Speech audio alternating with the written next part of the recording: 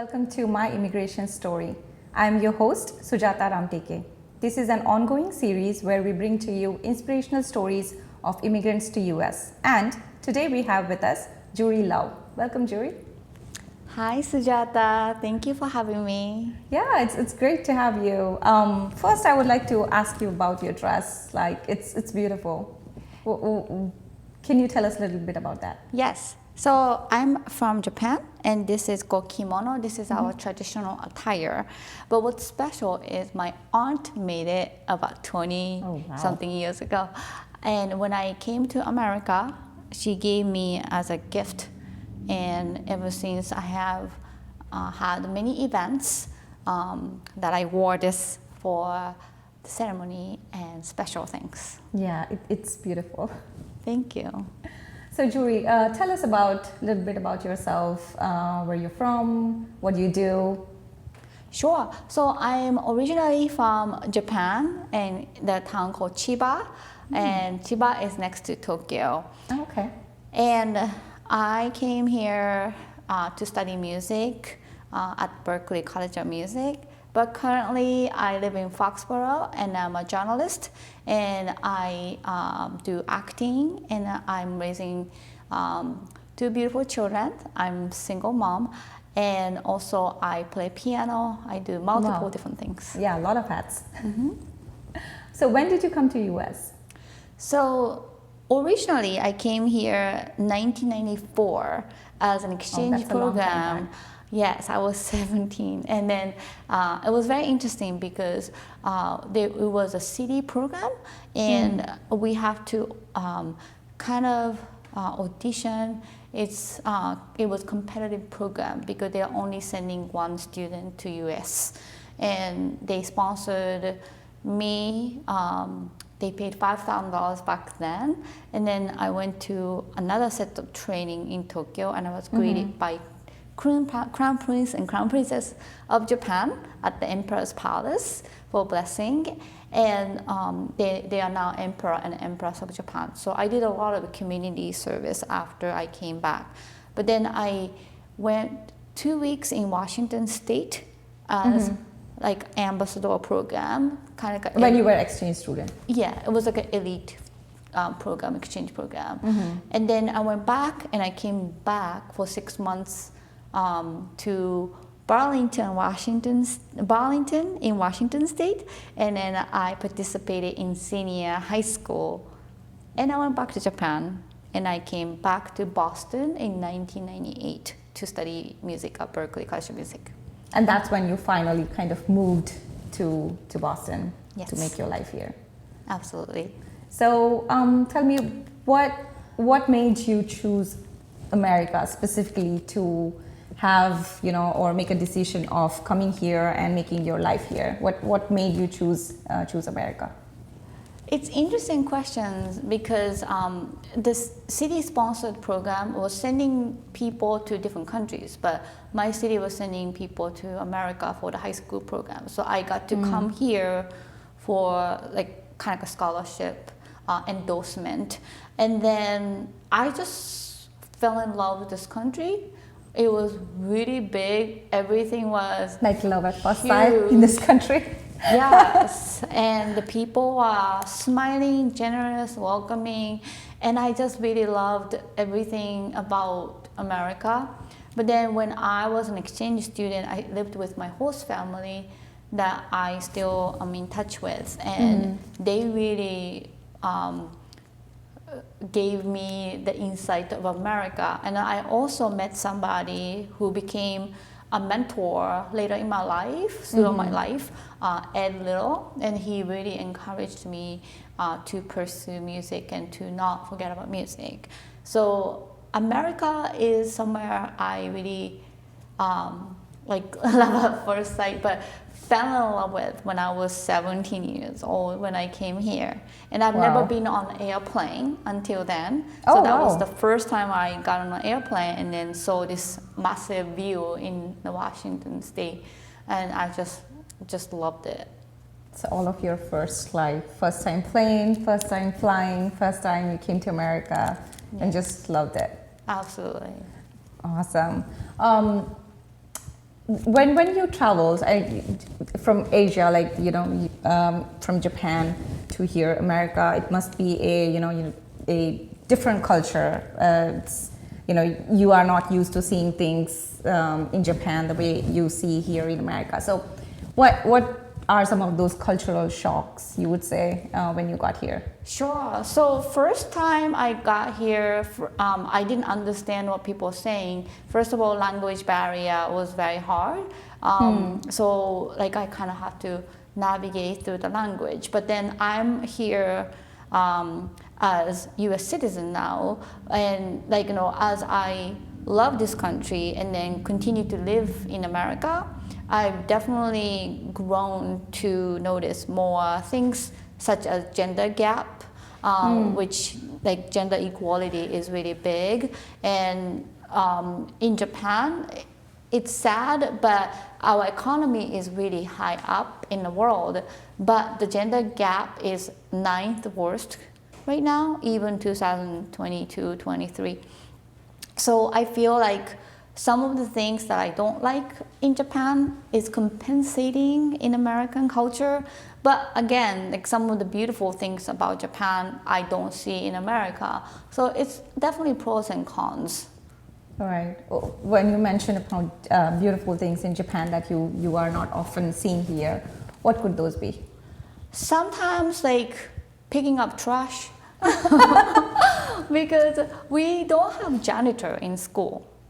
So yes, I have read about that. We have to clean our school after our school is over, so we never make mess because it's never gonna disappear.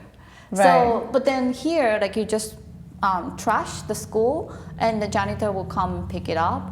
So I've never seen this much garbage, and that's one thing. The clean and organization. I've never seen a store with some merchandise like products on the floor and nobody picks up in Japan. And then I've never seen train being late because trains are like 1 minute every minute, very very precise. So public transport is amazing punctuation is a little bit different. Yes, and then I think food, definitely Japanese food is beautiful in Japan. In Japan, and then I don't like American like so-called Japanese restaurant that tastes very different than authentic Japanese food that American people think that's Japanese food, but it's not Japanese food really. So that part I really miss. Sometimes I think the same about like when I go to Indian restaurants as well. So, but on that thought, what's your favorite American food, if you have to say something? Thanksgiving dinner. Thanksgiving dinner. Okay, turkey. I love Thanksgiving dinner. Oh, okay, great. It's my favorite. Well, the reason why is when I was exchange student, my host mom, it was not November, but she wanted us to experience, so she generously made Thanksgiving dinner. Oh, wow. And me and my friend, we were there from January to July, so we missed Thanksgiving. So she kind of made Thanksgiving dinner. We at the table. She made sure you experienced what Thanksgiving dinner is, and you. Me and my best friend were at the table for like 2 hours eating Thanksgiving dinner. Maybe it was made very special for you, so that's why it has like become your favorite food. Yes, could that be? But now I make the best turkey and best Thanksgiving dinner. Oh wow! So it's very amazing. Yeah, I might self-invite myself. Yes. Juri, you have a book as well. You have written a book, Gift from Adversity.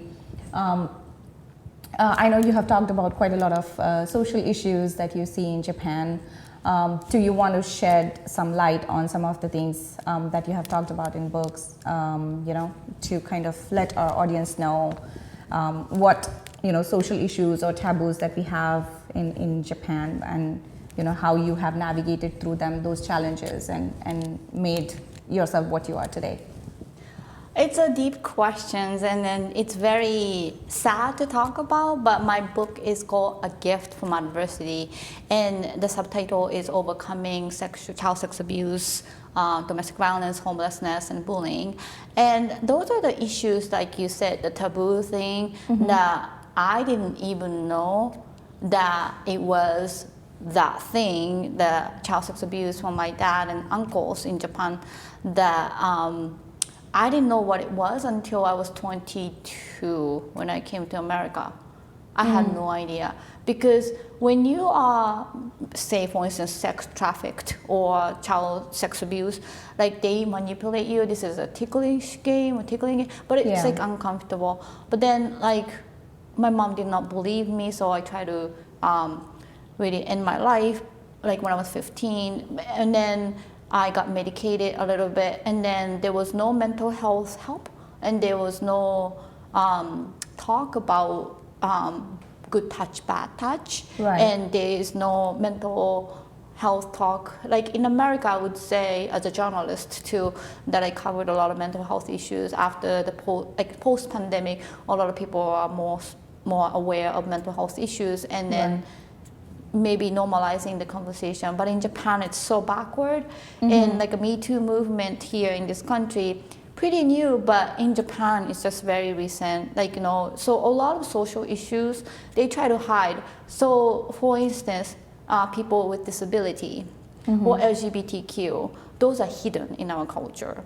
So it's just, I would say America is very cutting edge in terms of you know, talking about these issues that people think it's taboo.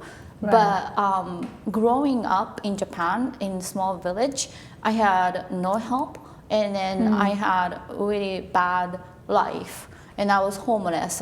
When I was 18 in Tokyo. So that's my book that depicts all my life challenges, but also it tells the story of how I came to this country, and then how much I have gained the perspectives. And then when I studied a nonprofit especially, or when I met my mentor, Ed, who had believed in me from the day one until he died, those are the people that I really owe my life to, in a way that I'm very grateful that these issues in America are more accessible and then not getting normalized more.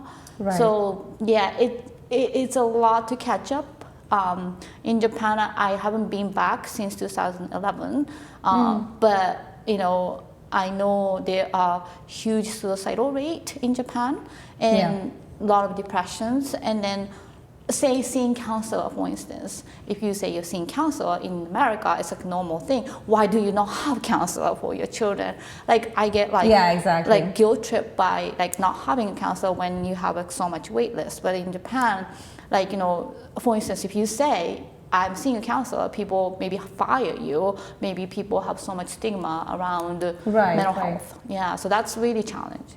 Yeah, I think we have seen this in like quite a lot of East Asian countries, or you know, Southeast Asian countries as well, because I have seen, like, you know, in India as well, there are quite a lot of social issues, taboos, but when I compare with, you know, being in America, they're quite open to, you know, issues like, as you mentioned, mental health.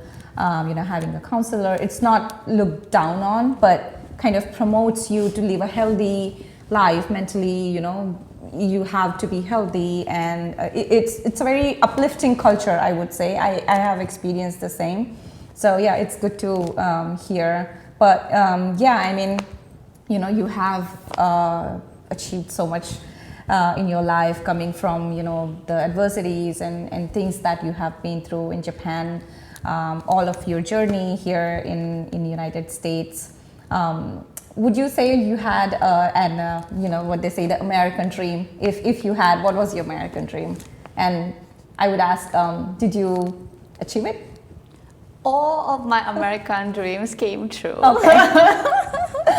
That's good. Exactly. Yes. So I wanted to become a musician, and then I wanted to tour, and I wanted to help people, and I've done everything. It was on my bucket list. So I have to tell you, when I started, for instance, nonprofit when I was 26 years old as a president and founder, if I was in Japan, because the gender gap, I don't think I would have been a founder and president of nonprofit teaching music to juvenile offenders in Japan. I don't think I would have gotten that far of achieving so much. I received an award from Boston Celtics called Heroes Among Us, and I don't think I had made much of impact, because they would say, "Oh, you are young, you're female, you can't do that," and I know that, and then I'm taking a big advantage of this country and big advantage of less of the gender gap, that I'm excelling myself intentionally, because I wouldn't have, say for instance, being a journalist. I've heard, like, even in America, like maybe in 60s or 70s, the female journalists couldn't write hard news.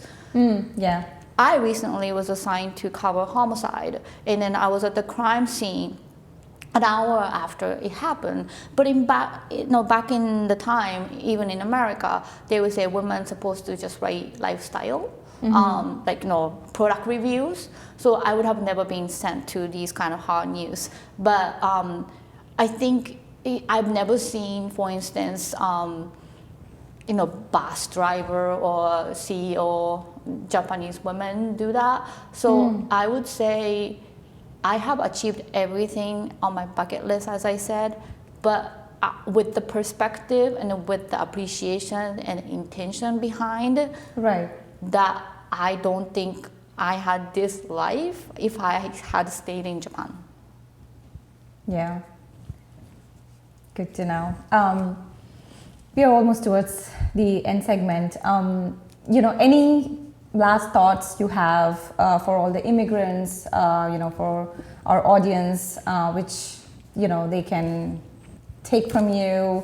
I know your story is absolutely inspirational. I have learned so much, from you in last few months. So any last thoughts for our audience, or our immigrants in general?